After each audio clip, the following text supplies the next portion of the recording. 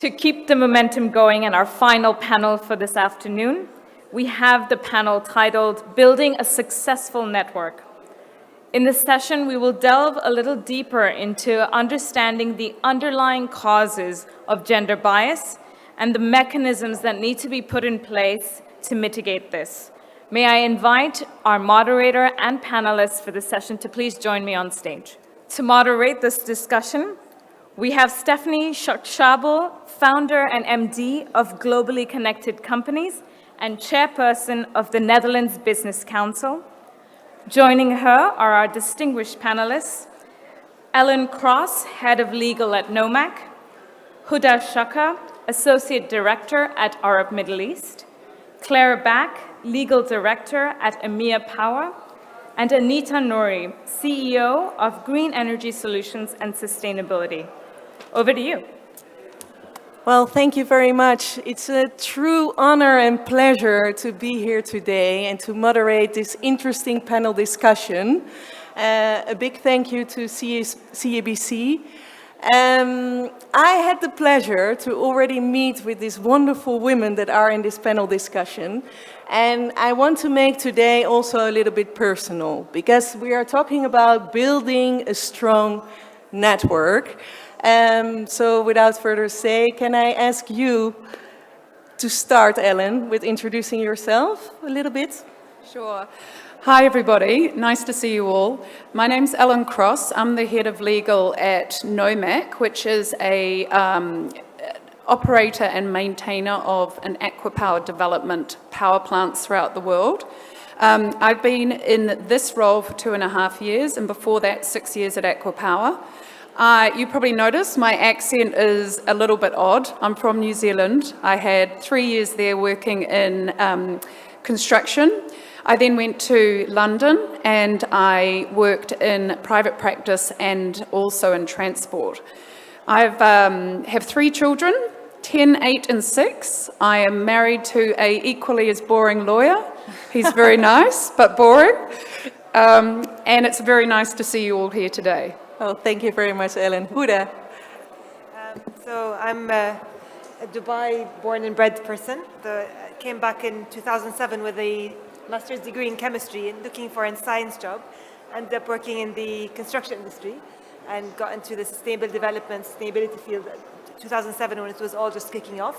I'm associate director at Arup, the built environment consultancy. And thank you very much for looking forward to being here today. Thank you so much for being here, Huda. Clare. Hi. I'm also a lawyer, so I'm head of legal at Aquapower, at AMEA Power. And we also develop renewable energy projects, but across Africa, Middle East and Asia. I've been in the role there since February this year, and my role sort of focuses purely on renewable and also in due course, thermal power projects. Before that, I worked in the UK and London, where I was focused on more high developmental infrastructure projects, but purely focusing on sub-Saharan Africa. And before that, I worked with a large law firm in London, also focusing on big infrastructure projects, mainly in the power sector. So my interest has moved into this with the clean energy, renewable energy sector. And it's fantastic to be here and also to be in this region. Oh, thank you very much, Claire. We're happy that you're in the sector. Anita. So good afternoon, everybody. My name is Anita Nouri. I'm the CEO and founding member of Green Energy Solutions and Sustainability, LLC in Dubai. And I have pioneered the first landfill gas to energy project in the UAE and in the Middle East. And we are generating power from the landfill gas and running our operation and providing power to Dubai municipality and hopefully moving to the next stage, which will be generating power to be connected to the DIWA grid. I came to Dubai in 2008 with my 2 children and my husband who works with me, and very nice, very calm Syrian, but it's mostly calm Syrian. And we've had many challenges and many opportunities, and just being in this region, coming from a construction background and being able to develop a renewable energy project when renewables was nowhere on the horizon at the time when we started is an interesting journey, and I'm happy to see that there is a lot of development that's happening and a lot of things we talked about are actually taking place, and I'm proud to be on this panel with these nice ladies and look forward to a good discussion.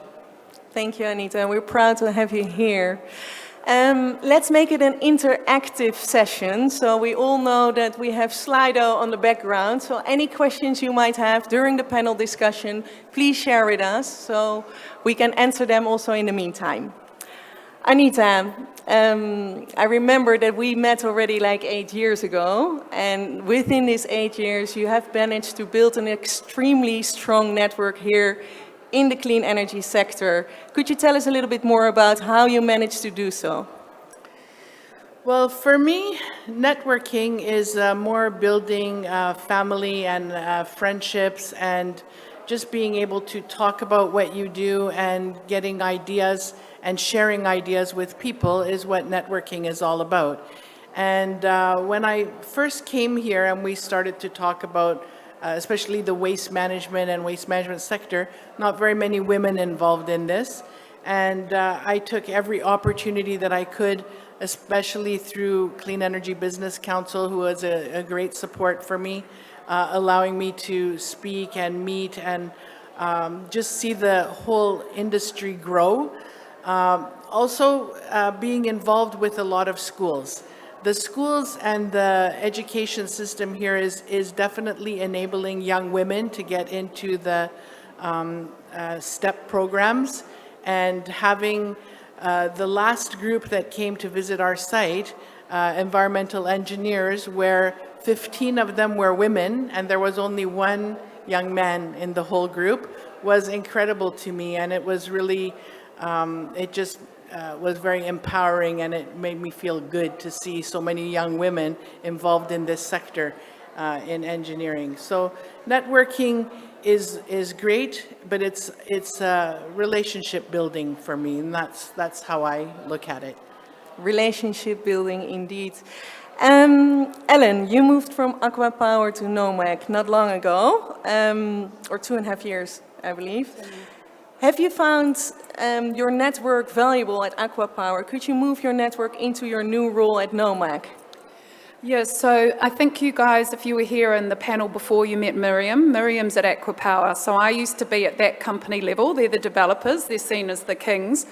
I moved across and I felt up because I became head of legal, but it was very obvious to me quite early on that it was considered a downward move. We do the operation and maintenance, so 20-year terms. We have 26 projects which are renewable across the globe. I have always been a person where I felt I can be in a room. I don't necessarily know everyone, or I have confidence or expertise, knowledge, but my mother always said, you can be anything you want to be, and you have a place in the room, provided you've worked at it. So I used to go to all of these things, and I remember my first week at Aqua Power, I had just arrived from the UK, and it was in Jordan. So there was a breakfast buffet. We were walking along, and there was a very nice man who was helping me cut honey, and we started talking about honey, and I talked to him about New Zealand and Manuka honey, and I said, oh gosh, do you work for Aqua Power? He said, oh yes, I'm Mr. Abinayan, I'm the chairman. And I went, oh great, that's typical New Zealander, you know, always bumbles into things. But from then on, I have always had a relationship with him talking about honey and food, and he asked me about New Zealand, and it's little connections like that, for me, that make this networking so important. So you can have these very strategic networking events, and I advise everyone to do that as well. But I also say that it's these, you know, making meaningful connections. And it doesn't matter what role you have. It doesn't matter where you are in an organization. You can go and speak to people about anything. So coming back to the question, was the relationships I formed at Aqua. I met EMOs, I had CEOs, I had CFOs that I might not have done very much for, but I always picked up a little bit of information. For example, my CEO was he loved writing, and he always used to correct language and get a red tip pen, and I always used to call him the headmaster because he'd always circle things. And from now on, so now at NOMAC, he does newsletters, and I photocopy the newsletter and I correct his grammar and I send it back to him every time. So I have that connection about little things, and it might not be anything about law, and to be honest, I don't think many people would be in a room and start talking about the legal regulations. It's just really not interesting. So you have to find little pieces of information that keep you going. And from NOMAC, I contact and I reach out to all of these people that I've had relationships with. We talk about rugby. I've got the honey debacle. I talk about grammar. You know, it's all these little things. And sometimes my job is not about legal at all. My job is about trying to manage people. And my CEO always says to me, how do you think we're going to do this, Ellen? And I, for sure, do not say, well, I'm going to analyze this and I'm going to send out, review the contract and send a letter. It's usually about who's involved. What do I know about them? I'm going to set up a meeting with them. I might talk about coffee for a bit, and then we'll talk about something else. So these small, what you could call really trivial bits of, and I would still call it networking, are key in this relationship that you create from, I'll have it for 8 years and I'll probably have it ever more. So whilst the first move was difficult, I will always have these relationships where I can get an in just because I talk about sport or honey. So it's the little connections that Absolutely, count. yeah. Great. Well, Huda, you have been with Arup for 11 years, and you started there as a consultant, and you worked your way up to associate director. So this is very impressive. Could you tell us, how did internal and external networking contribute to being so successful today? Thank you. So it's a really good question. I don't think people pick up on the importance of networking enough. So Arup is a international company headquartered in London. So I joined the Dubai office. Effectively, all the senior management decisions happen in London. So I had the challenge of internal networking within the Dubai office, but also with senior management in the London office. And really what that came down to is going up and talking to people and, having the confidence to ask for a meeting and go talk to the regional leader when I'm in London. And it was actually really useful because I'd go once a year and I'd only have 2 days in the office. So I'd send out an email to 20 people and say, look, I'm here for these 2 days. Can I have a coffee with you? And we have a cafe downstairs in our London office, and just sit in the cafe for the whole day, meeting after meeting. And because I was there for only a short period of time, people would actually make time to come see me. So it actually worked to my advantage being based in a Dubai office as opposed to the London office. Externally, the two things really helped me. And I started my career here in 2007, so they might not be the same two things that are relevant now. But LinkedIn was huge. I was probably one of the kind of first users of LinkedIn at the time where nobody was really using it. But it really helped me get my name and my thoughts and my opinions out there. I had something interesting to say. I had a story, but I wasn't invited to the dinners or the golf courses or the bars or. But actually, LinkedIn is quite an equalizing platform. People like what you say. They'll hear you out. And the second one was that we had a women's networking event, Connect Women Network, which basically go out and have networking, very informal evening gatherings with women, with our clients. And initially it was all very it was laughed about, it was joked about, what is this women networking thing? But actually it was really useful for somebody in her 20s, not an engineer, not particularly senior, not a Western expat, to go out and send an invite to a client, meet a client. It's an opportunity to start that relationship. After that, it's up to me, but at least it's a door opener. And that was really helpful. Yeah, and today it still is. Yes. Yeah, we're here at a women networking event again. How were the little connection that Ellen talked about helped you in your networking? Huda. Yeah, I think it's, as you said, relationships. And it could be on a topic of, so I work in kind of sustainable development, and people usually in the area are very passionate. and we have lots of stories to share. And so it's either a common passion professionally, or actually people just interested with, how did you get in? I really like your experience, or actually I want to be, I'd really like to learn from you as a mentor. And ultimately, I think if you do the right things for the right reasons, they come back and help you out. True, true. Clare, you are involved in the development of renewable energy projects across multiple continents. I believe it's Africa, Middle East, and Asia. So that sounds to me like a huge challenge. So how have you gone about building such a strong network across continents?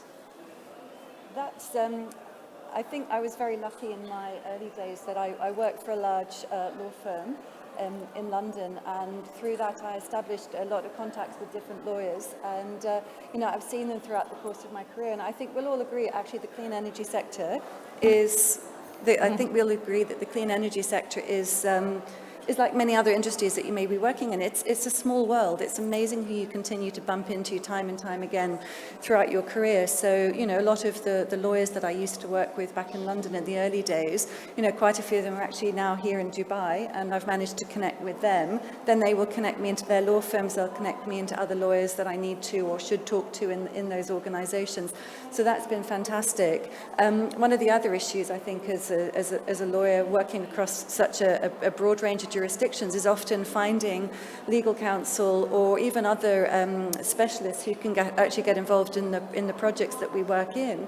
And again, it's fantastic having a network that I've developed over the years and having people that I can talk to connect into, to recommend, do they know a law firm in Mali or Burkina Faso or Zambia?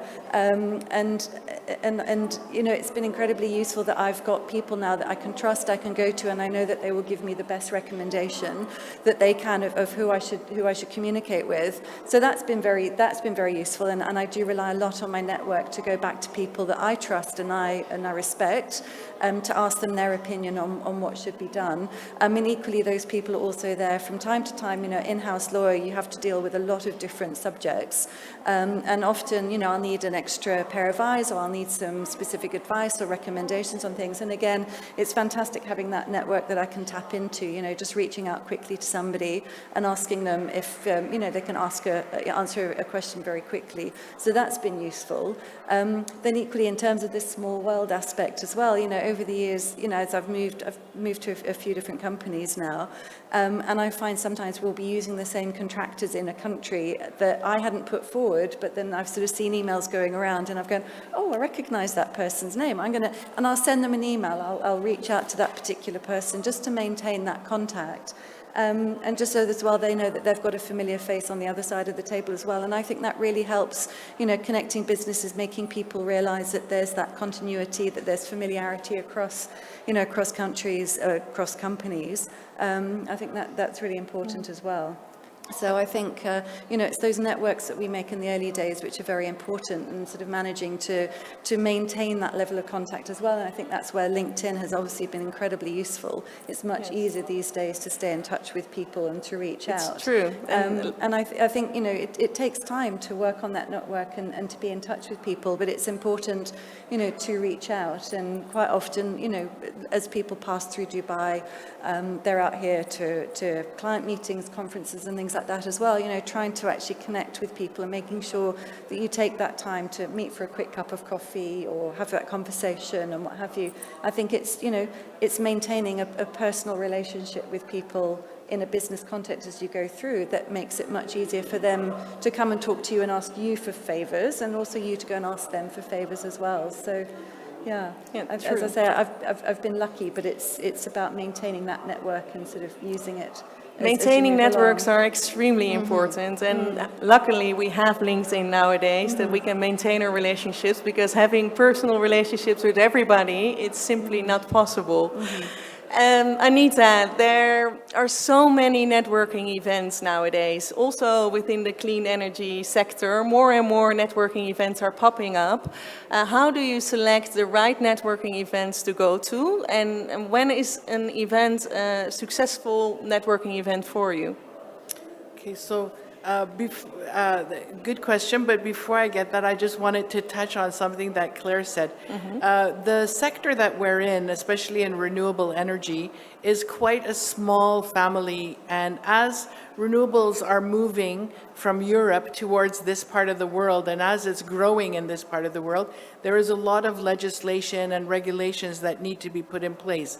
So all the lawyers that were involved in that in Europe, in Germany, in England, and everywhere are now finding more opportunities in this part of the world. So I think that that's where you will bump into some friends from the old days that you'll come into contact with, and bringing that knowledge here helps.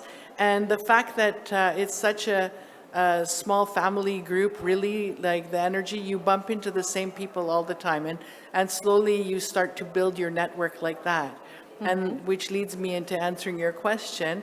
I don't, it's not that I choose the networking so much as I'm quite active on LinkedIn. I like to add things and add my comments, and then you hear about little events coming up, especially if they're events that are empowering women and empowering young women. I really like that, because I think that telling your story is an important part of mentoring and networking, and just maybe that one person will get an idea and say, gee, you know, this lady did this and maybe I can do that.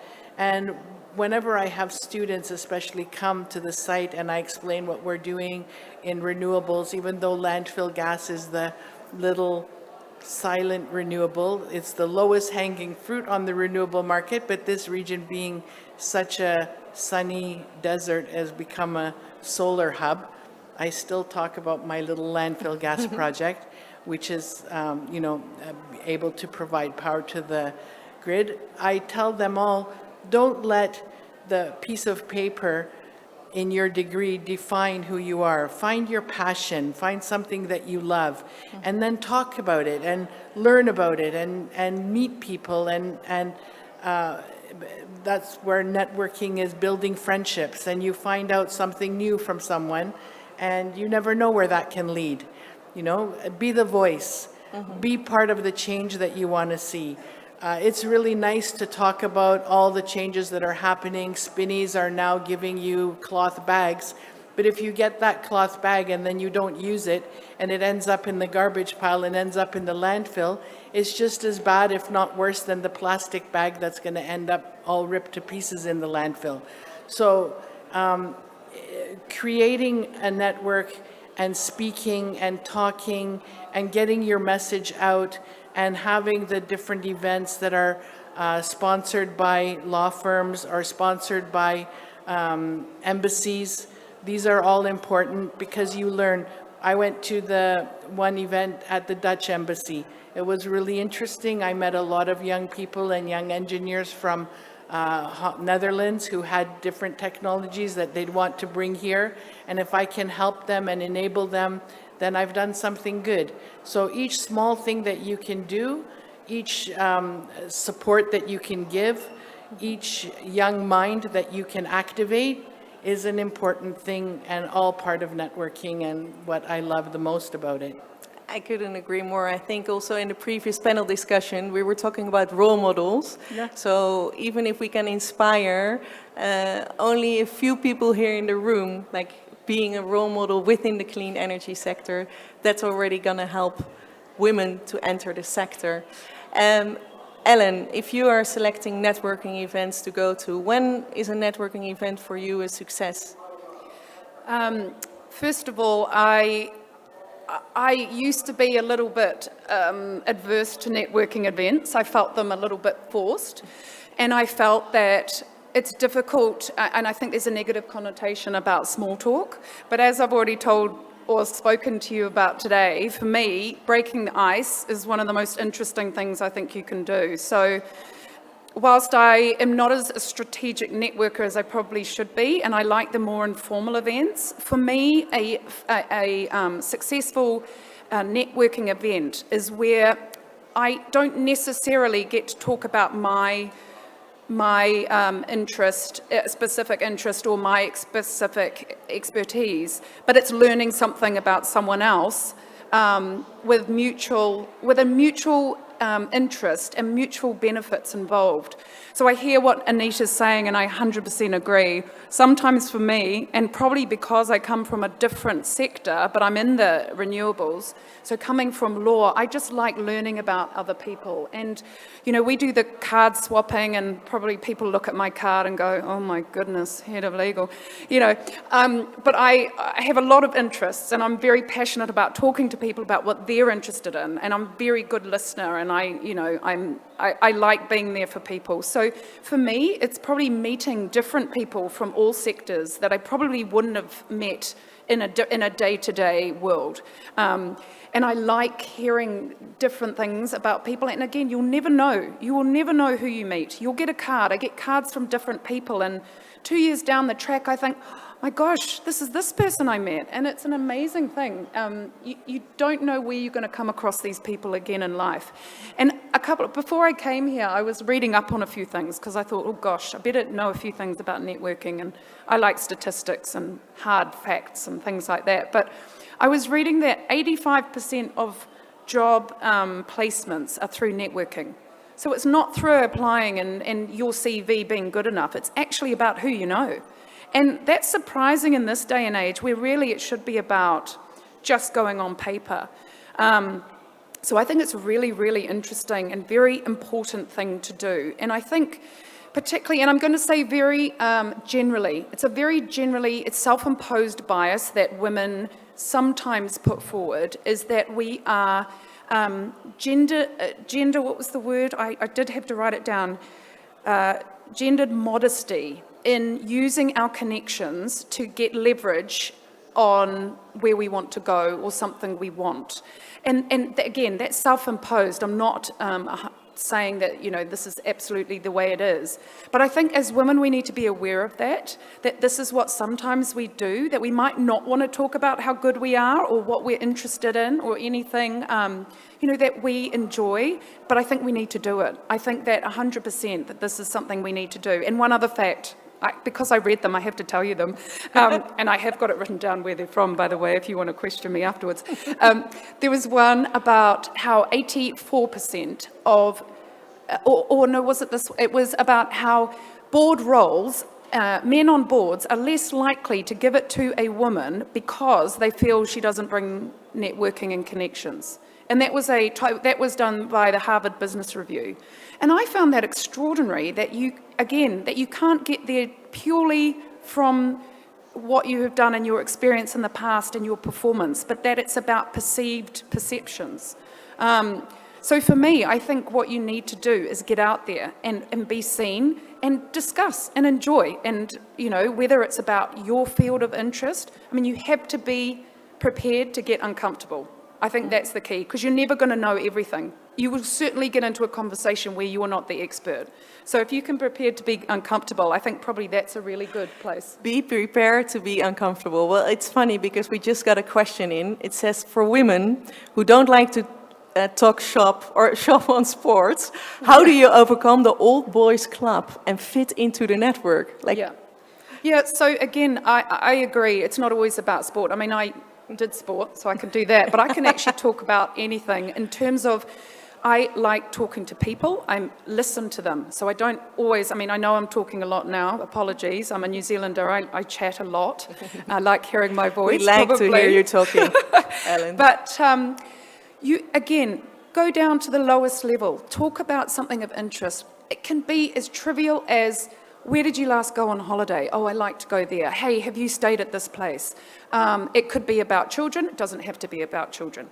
It can be about, you know, what's your favorite coffee in Dubai? You see them drinking a cup of coffee. Oh, it's a Costa. It's not Starbucks. Oh, no, I never buy Starbucks. Oh, why is it? You know, you can have these really random conversations from nothing. Mm-hmm. So it really is the base level of it's basically being a human, isn't it? It's about relationships. And I think that comes back to networking. You know, we don't like surveys, you know, there's a big percentage of people, I think it's 85%, who would prefer to meet in person than send emails and to do things electronically, despite us being in an electronic age, which I think is so meaningful. And it means that as humans, we want human touch and we want human interest. And that's what networking is. That is what networking Yeah. is. Like, I'm glad you're already giving us so much advice, Ellen. Claire, if you could give advice to a young woman that is starting her business today, how would you advise her to network? And I think looking at anybody starting out in their profession, I would say just start networking from the get-go. You know, I think when we look even at universities these days, you know, back in the day when I was at university, you made friends, you had a great time, and you moved on. It was a lot more difficult to stay in touch because we were just at the start of email. That's aging me, I know, and it might seem incredible to some people, but it was a little bit more difficult to necessarily stay in touch with everybody from university. But I would say, you know, even nowadays, you know, the friends and things that you make at university, you never know where you're going to end up in life. So maintain those connections, maintain those contacts. You know, when you start out in a business, you know, a junior lawyer, a junior engineer, a junior analyst, or whatever it is, when you meet people on transactions, on business, when you're on a project, make contacts with people of your own age group. You know, start arranging to go out for coffee with those people, because A, it's good practice, and B, you're going to grow up with these people. You never know who these people are going to be tomorrow. You know, they might be the future CEO or recruitment manager or what have you. You know, and I mean, I don't mean to sound sort of callous or harsh about that, but it is about, you know, just creating your network right from the start. There's no magic to it. It's not like you suddenly become of a certain age and you've got to go out and you've got to start networking. It doesn't work that way. You know, just start. It's just, and it shouldn't be hard, and it shouldn't be with it, well, not necessarily with an agenda. You know, to me, networking is about making friends in a business context. You know, some of the people I've met through networking events have actually become very good friends, and we'll, you know, see each other sort of in other non-work situations. But it's about establishing and just starting early on. But at the same time, I would say, you know, don't limit it necessarily to your peer group, your age groups. You know, don't be afraid to talk to other people, to chat, and just to get out there. And you know, sort of an anecdote as well in terms of, you know, who you meet and who you can talk to at different events. You know, last year I was very lucky that I was at an iftar, and I started chatting to a very bright young lady and having a good chat with her. She was a lovely person. Turned out that she was a paralegal but looking for a new position. I was looking for a paralegal at the time. It was absolute perfect timing. I would never have found her going through a recruitment agency or anything like that. But it was just one of those serendipitous moments of, you know, two people sort of realizing, hey, you're a fantastic paralegal, I'd love you to come and work with me. And she was looking for a new opportunity.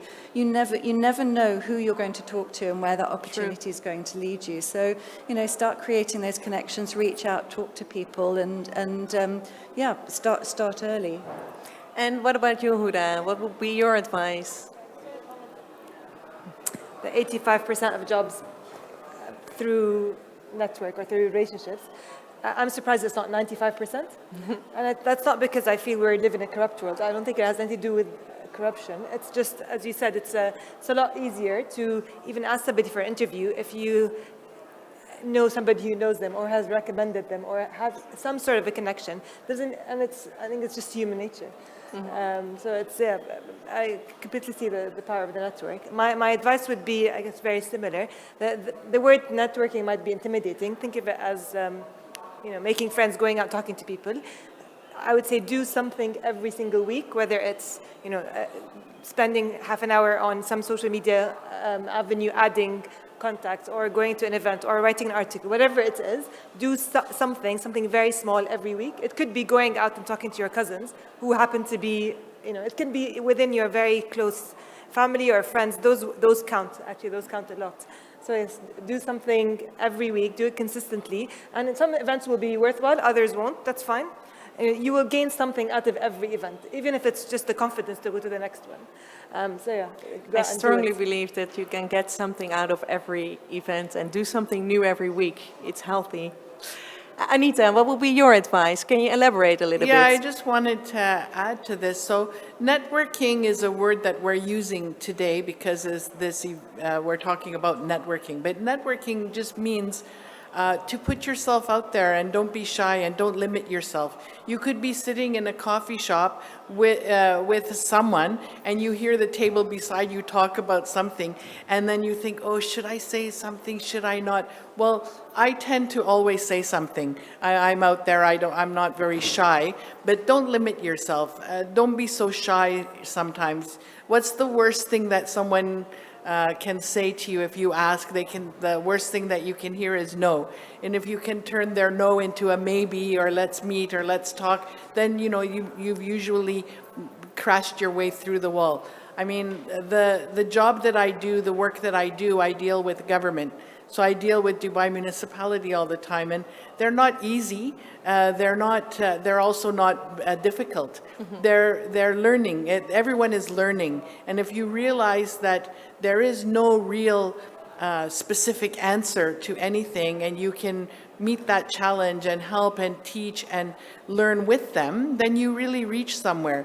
You don't have to wear the hat of I'm an engineer or I'm the one that's leading this. Let them, if you can allow, and I'll use my marriage as an example. If you can allow your husband or wife to think that they made the decision, meanwhile they're making your decision, then you win.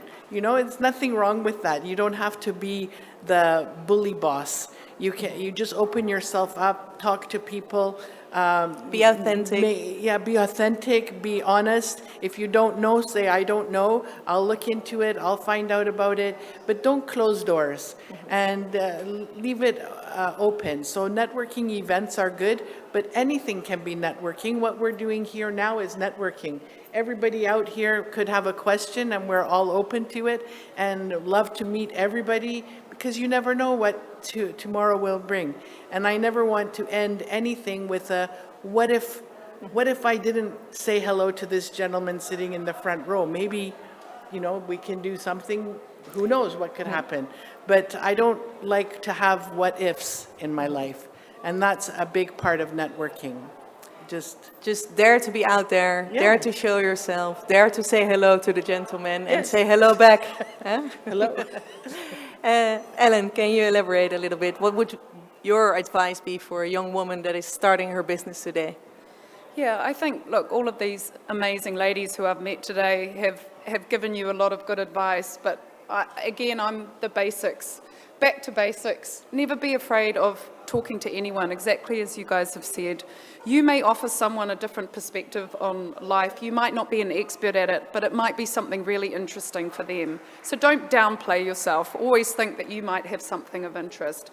And again, going back to the networking events and what is networking. And again, I had to really do some research because I thought networking, that's a really modern term that we've got a whole connotation on, and I'm not sure if I know that anymore. But it really is just communication, right? Again, it's this having a mutual benefit. And I think you can't go out there and believe it's transactional. Okay, so I would recommend not going out there saying, right, I want this from you. It won't work that way. It has to be a two-way flow, right? You have to be open, hopefully they're open. It doesn't matter who it is, CEO, CFO, it could be a cleaner. I really think that we're all the same people. You have to treat people exactly the same way you'd want to be treated. So hopefully you're having those relationships with other people who feel the same, and you don't have to think, oh gosh, I'm going to have to, hide myself. But I have 2 women in my team, and there's more and more women in our Dubai office now. I think when I started there were 4, and now we've got about 19. But I always try and give them access to senior management, because I think that is one thing that women don't automatically either push for or have, is access to senior managers. So I always try and let them have that from a very early start. And I think that if you don't ask, you don't get. And again, you get, you'll have more access to senior managers, you'll be able to chat on your own, you feel relaxed about it. Those types of interactions are also very important, as well as the lift interactions, as well as the coffee interactions. Mm-hmm. So don't be afraid of those interactions. No.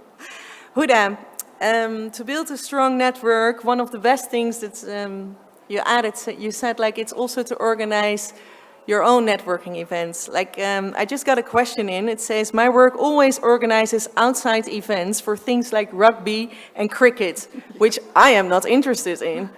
How do I improve my internal network? Could you elaborate? Either, so yeah, or lots of other things. So that's a good point. I think maybe suggest something different, and rather than complain and say, well, I don't like this, you can go out and say, actually, how about these 3 other things? Whether it's a picnic with the family, or whether it's it doesn't have to be a ladies' thing, but it can be. And I think go out and be proactive and organize something that you would want to go to. Chances are, half the office doesn't want to go to the rugby or the cricket anyway, but they're going. So I think be the change and start doing that. Go to the events that you find interesting. It's part of being authentic. And I think you have. I think two things. You asked about being kind of getting up and up. 2 things one of my directors told me different times that have made a huge difference in my career. One, he asked me when I was a consultant, which director's role would you like? And I was blown away because I was just happy to be there. I wasn't sure if I was going to be there next year. And he saw me in the company 10 years ahead. The other thing he told me, which wasn't a question, it was a statement, as I was kind of becoming more senior. In my mind, I was in a kind of an international consulting firm. All the models I've seen before was kind of very Western expat. It's all about going to the dinners, et cetera, et cetera. And he just said one statement, without even me asking, that took all of that away, where he said, I will never ask you to do something you're not comfortable with. And basically, he trusted me to do the senior role without going out of my, if you want, values comfort zone. And I think you have to be confident that you can have your career without having to compromise. And so organize the events you want, speak out, not in a complaining fashion, but in a positive way. Claire. Just, can I add to that? I think the last panel also talking about unconscious bias, and I've got the alternative to what you were just saying. My male colleagues get invited to the rugby, they get invited to sporting events, I don't get invited. And actually I complained to my CFO recently that he was getting invitations to go to rugby matches and what have you, and nobody would ever invite me. So he made sure that actually I was invited along. And I think there's a bias amongst a lot of the marketing teams that they think only men are going to be interested in going and watching sporting events. I really enjoy watching rugby. I probably don't get the rules and appreciate that side of it as much as the men, but I think it's a fantastic opportunity to go out, to be social, to be sort of in a nice casual environment where you can chit-chat about various things. So I would really say, invite women to what you think might be typical male events, and let's stop having this bias against, women aren't going to be interested in that, let's not invite them at all. Invite them, give them the choice to say yes or no. Don't make that decision for them. And so I clearly have a strong opinion. No, but you're right, yeah. and also the other way around. Ellen, you wanted Sorry, to say... I was just going to say, sometimes I get a perception, particularly where I am, there's very few women compared to many, many men. And you almost hear them groan when I am about to say, hey, but what about the ladies? And so I try and not make it a complaint. I try and make it, hey, let's get everyone involved. Let's do it this way. So rather than it being an automatic groan because you're complaining, you make it more of a, hey, that's great, and can we do this? I think if you do a, hey, that's great, but it doesn't work, so... Ellen, I'm going to ask you another question. It's one of the difficult ones. It was asked by the audience in the previous session. We all heard now today about the challenges that the women are facing in terms of in a male-dominated world finding your place. But can you also use your gender in a positive way in the working environment? Like, what are the advantages actually? Yeah, I went to a top team effectiveness 3-day seminar last year. It was very eye-opening. There's a lot of things I didn't like about it, but there was one thing I really liked about it. And the man said, every time you walk in a room, you create, and not just me personally, but as a woman and in this environment, you create almost a bias on yourself. People will listen to you. And I said, why do you? I said, no. He goes, that is true. Because of what you're doing and where you are, you automatically create a torchlight in whatever respect on yourself. And I thought about that for quite a long time, and I thought, I'm not quite sure if that's what I'd like, because I've always been treated equally. I've, again, come from New Zealand. My mum said you can be anything you want to be, and you stand up there, and provided you've earned your place at the table, you sit at that table. So what I felt a little bit was, wow, that is, not sure if I like that take on things, but I think it's a little bit right. And I think that I do utilize it a little bit.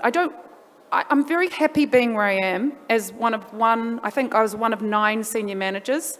I'm now 2 of 11, so that's better, slightly. But I don't mind it at all. I'm very happy being in that position, but I can seem to utilize what I have, and whether it's a personality thing or whether it's being a woman, I would like to say it's personality and being able to talk to anyone and having a joke about things before we start meetings, because again, for me, being very dry the whole day is almost unbearable. So I always have to create a little bit of humour, and I think people are used to that. So I think they like that in a way. It doesn't have to be humour, but it's just injecting something else. And again, I'm expecting a joke now. Yeah, sorry. But I think the main thing for me is being human, okay? That is the basis, again, of what I bring to the table. I, of course, bring, hopefully, my professionalism and my proper expertise and, legal, but I also hope that what I bring is just a bit of humanity to a, sometimes very, very arrogant, sometimes very charged meeting area. And I have been in meetings with Saudi Aramco where there's been 30 men and me, and I was told to avert my eyes because I stared someone down too much because I was a lawyer. And I said, well, I'm either in the meeting and representing my client or I'm not. So I can sit outside if you want, but it's not going to do us any good. So, I don't mind being tough at the same time. And sometimes those meetings are like that. But then, they fall back into something, you can say a joke and it'll calm down. But yeah, maybe. Okay, well, that's an answer. Yeah. Anita, then I'm going to ask it to you. Do you feel that your gender has been a significant positive or negative contributor to building your network here in the clean energy sector? Well, I tend to agree with my fellow panel member, and I'll tell you, in the beginning, when I first started, when I came and started talking about landfill gas to energy specifically, I think that my gender played a role in I don't want to say they didn't believe that we could do what we said, but they didn't take it as seriously. So that, in a way, provided me a little opportunity, a little crack in the door that I could push open. Of course, there had to be action behind my words and not just words or not just an idea. And I had to bring in my professionalism and a lot of hard work and a lot of hours into it, and actually made a success. But I think that in the beginning, the fact that I was a woman in a completely foreign industry, in something that didn't exist here, they thought it's, first of all, very strange that my husband worked for me. The fact that he's Arabic and he works for me was even stranger, and that we're saying something that they never believed could happen. All of those, plus me being a woman, opened up an opportunity. Now, I don't think as much, and I think that just doing the right job, having the right team with you, actually delivering on what you say and on promises, and a little bit of a stubborn will, I think that's also part of being a woman. A stubborn will, yes. Yeah, and so I'm not sure. I don't really like to think that because I'm a woman or because it's a man, I don't like to put that label or that difference there. Does it exist? Yeah, it does. Is it diminishing? I hope so. But I don't let it rule my decisions, and I don't let it rule my path in life. Thank you. So I get 2 maybes here. Huda, how would you answer that question? Has it contributed positively for you to be a woman within the clean energy sector? So there's definitely the attention bit. So you stand out. That's whether you like it or not, you're going to stand out if you're the only female in the room. And to me, I take that as a positive. Obviously, you'll stand out the first time. The next time you have to prove yourself. But at least the first time they remember you. You're not going to be the Ahmed or the Muhammad, the 100 people. You're not going to be the John or the Peter. There's really, I can go by my first name in my company as well as in the industry. There's one Huda, really. And so, and not to be arrogant, but it is standing out. So I would say overall it's probably a positive. And then, we have these kind of forums where you have the opportunity, because it's not just about gender. There are, ethnicities, et cetera, and I think the gender diversity is probably the one that's furthest ahead. We're not there yet, but we're further ahead. Thank you. Claire? I don't feel being female's had any impact really on my career. I think, of obvious things that, you'll certainly stand out in a room full of men, and that's, the typical thing in the whole of my career, actually being always in roomfuls of men and looking for that other woman and very rarely finding them. But I think, really, I feel that, in my career, I've been judged on my ability and not for anything else. And I feel I've had exactly the same opportunities as the men. I've worked in London for a lot of my career, and perhaps I've benefited from that. It may be different in other parts of the world. But no, I feel that really it hasn't impacted in that respect on my work. So, yeah. Well, that's great to hear. So we're getting close to the end of this panel discussion. I only got 2 questions in, so I'm gonna ask the ladies here and the gentlemen, do you have a question for this wonderful panel? Are there no questions? So I'm lucky, then I can ask all the questions in the end. Here's one. Oh, okay.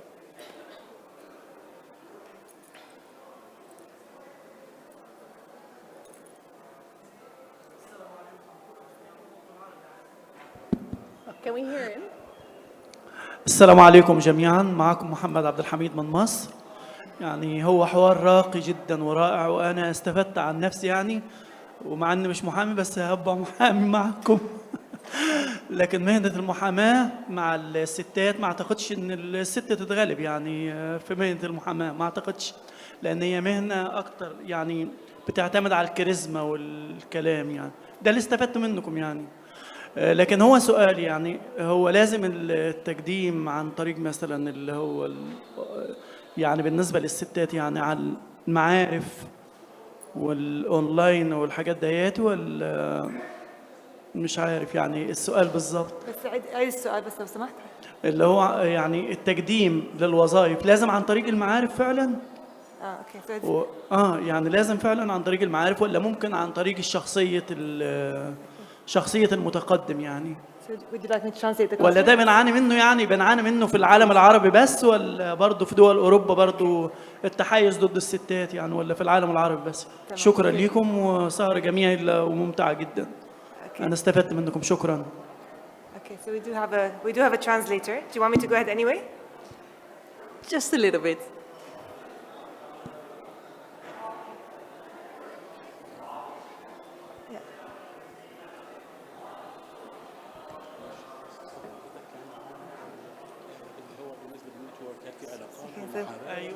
وفقا لقدرات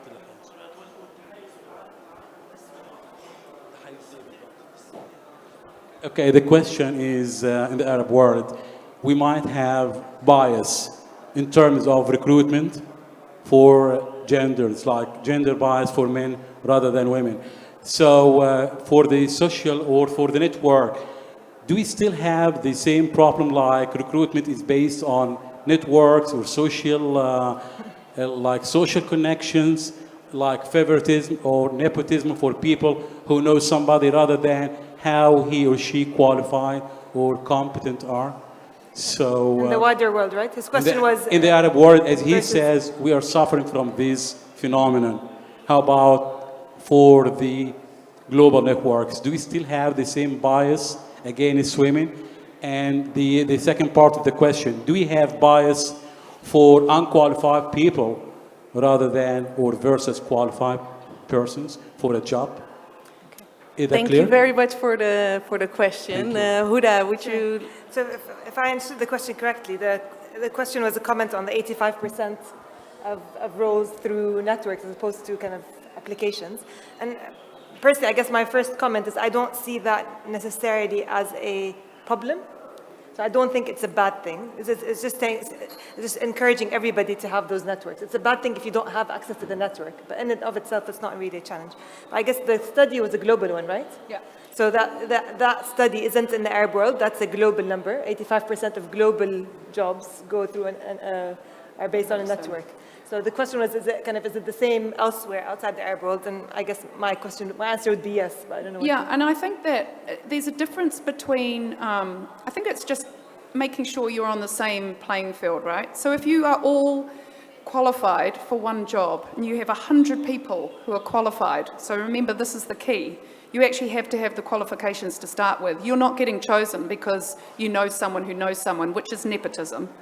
You're getting chosen because out of that group of people who are qualified, someone knows that you're going to be good at the job. And that's different. Because I think nepotism is, okay, you're someone's son who knows someone who doesn't even have a qualification particularly, but maybe they'll do a good job. And I think this is standing out. So this is like putting glitter on your picture. I have a daughter, she loves glitter. She loves to put borders with glitter on them, and she doesn't really mind about what the picture is. But I think the point is, if everyone has to draw a picture and someone does a lovely glitter border, you know, these are little differences that you can make. Very small, but you might know me, so we've met today, I don't know many of you, but you might see, oh, I know her, I met her at this conference. I didn't speak to her, but she seemed okay, and maybe I'll ask her what she does. And that's okay, right? That's okay to have that introduction, to have a softness for someone, and to think, oh yeah, because she told me that she was in this O&M company, and she's a Kiwi, that's right, she's a New Zealander, and you have these things that you know about people. And I don't think there's anything wrong with that. I think on the diversity side, which is this other question that you were saying, I mean, you know, I come from a Saudi developer, and we are now international, but we have very, very limited opportunities for people working at the plant, and in Oman, for example. And it's very biased in a way, but sometimes you can't help that. I mean, we'll do all we can to change the diversity, but it is difficult. But I think people are now, at least they're acknowledging it, where it's now being done as a positive thing. We are going to be equal opportunity employers, and we're actually going to probably positively discriminate until we get critical mass. So until at such time as you get enough women up there, as same as men, I think sometimes you do have to do positive discrimination to get women there. Now that's not to say, they didn't earn their place, and I think that's really key. These women, whatever they do, have earned their place. And again, place at the table. If you earn your place at the table, stay at the table. Thank you, Ellen. Claire, would you like to add something? One of the things I just wanted to add to that was that there's this whole thing about conscious bias, unconscious bias. And I think, even in myself, I've actually noticed me doing it, but the other way around, that sometimes I'll find that, you know, a few years ago, I was looking at CVs for a legal assistant, and they were coming across my desk, and I found that I was actually favouring the women more than the men, because I felt I wanted to give them more of an opportunity. And actually what I wanted to do from then onwards, and I suggested in my company that we do this as a policy, when we get CVs sent through to us, we should ask the recruitment agencies to gender neutralise them. So we do not know if we're looking at a male or a female. And that to me is the only way that we can actually achieve true equality in terms of who we're recruiting, because somebody somewhere is going to have a bias, whether it's a bias towards a male or whether it's a bias towards a female. Let those people's CVs stand on their own, and let's, you know, and I would really recommend anybody, let's find out what happens when we do that. Do more women get across the table? You know, do more women's CVs end up being really considered for a position and make it through, or not? But I'd love to find out. Okay. Yeah. Thank you for your comments, and thank you for this interesting question. Yeah. Is there anybody out there that has another question? The lady over there.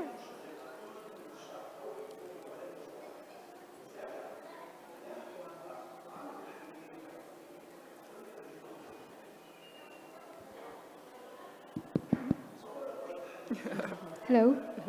How do you all keep yourselves motivated when you know there's a glass ceiling perspective involved at higher levels of management? When there's a what, sorry? A glass ceiling perspective involved. And what would you advise young professionals like me who consider you all as role models? Who would like to answer the question?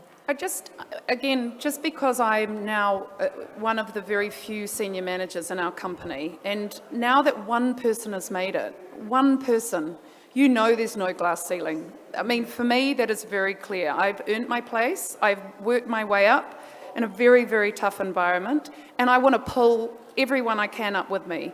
That is so key, and I think part of this networking is part of mentoring and working out who can help you. And I did say it's not a unilateral targeted, but it's a mutual benefit. But there is benefits for me having young women like you coming up with me. It really are, you know, and I do all I can to pull people up with me. And now that one person's there, there's a whole opening, and I would never call it a glass ceiling anymore.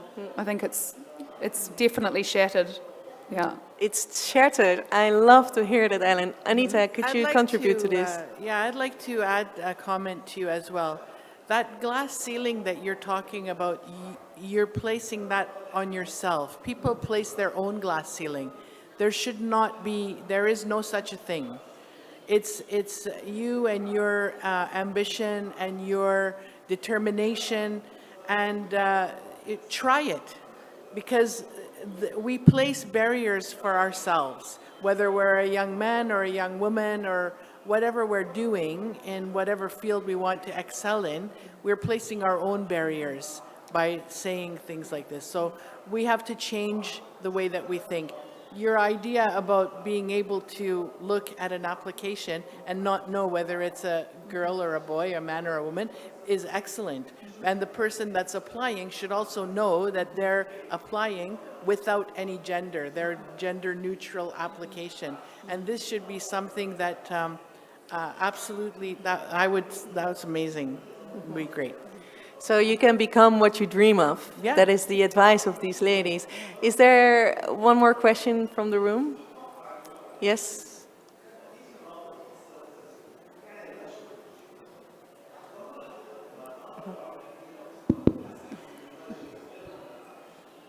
I was just pondering the commentary of the afternoon and just thinking about the next networks and the connections that I've made, and they tend to have improved over time if I've just trusted in the synchronicity of things that have happened, and where I might have thought that I needed to be in a certain place to meet a certain person, and I end up somehow in a different place and I meet somebody else, and that connection is far more powerful than the other connection might have possibly been, which is partly trust in feeling into where you are at the time and that you're in the right place, but it's also trusting your intuition. So as women, I would imagine that you would very much play more with your intuition. I don't know, I'm just asking the question. I think men are all usually coming from very much more of a mind place, and women are coming more from a heart place. So in that heart place, you can choose your options from a more intuitive place. I was just interested if anybody wanted to speak to that.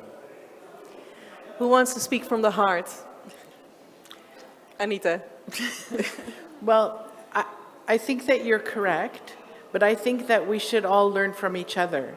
So men should learn how to deal a little bit more from the heart, and women should learn to deal a little bit more from their brain, and somewhere we can reach a common point together.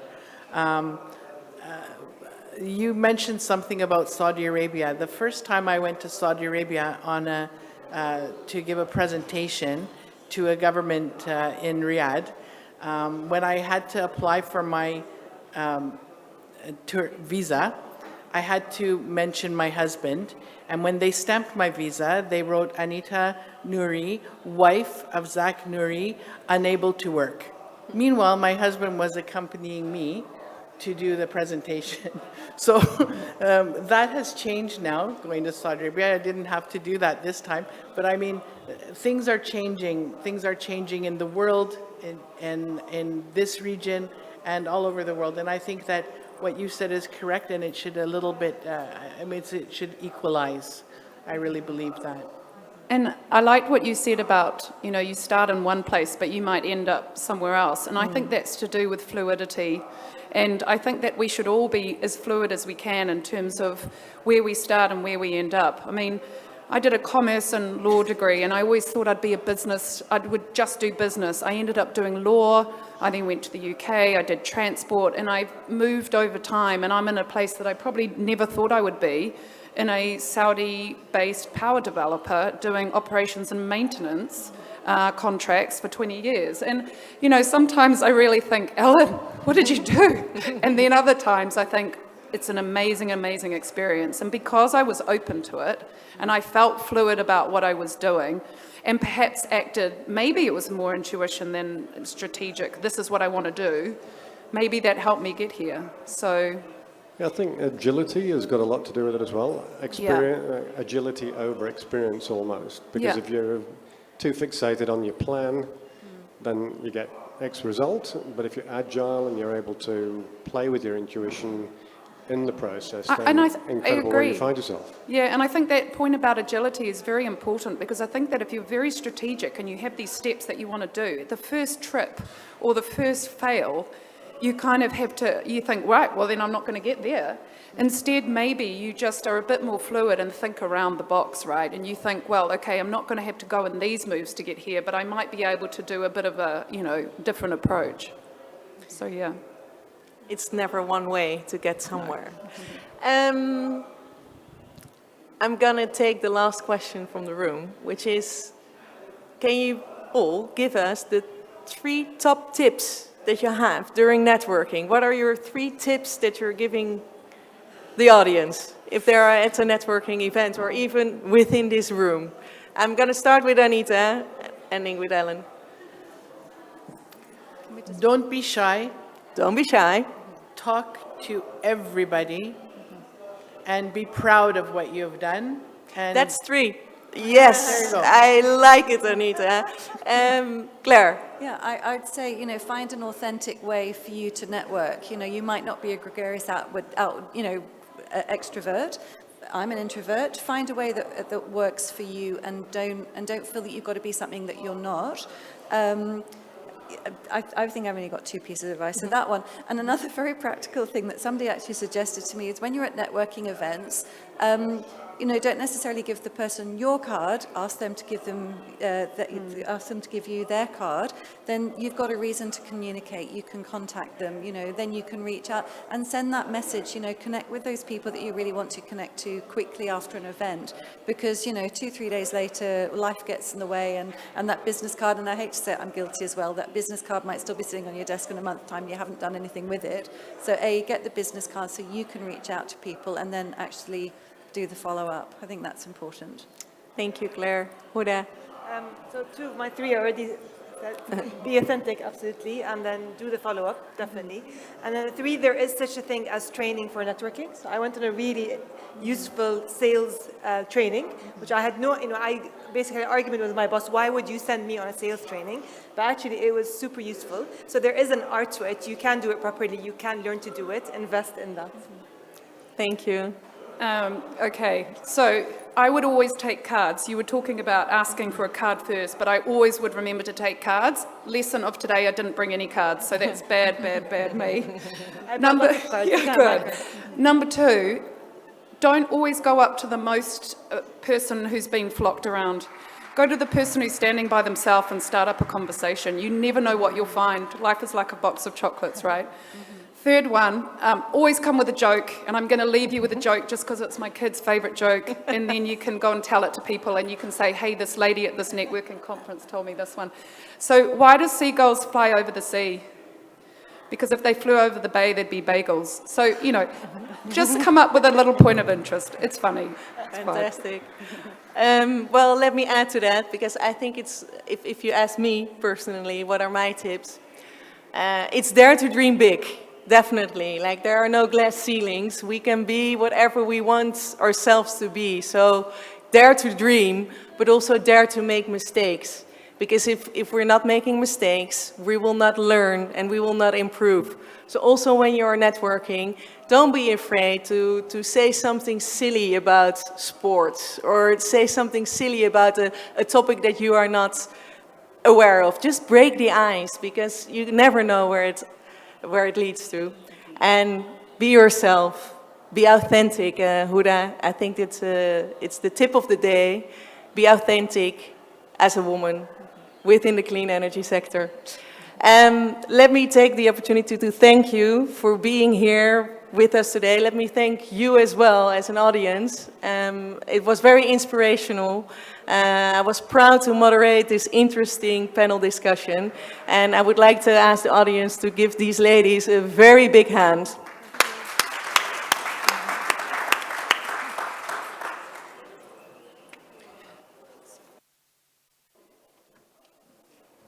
Thank you very much for a very insightful discussion.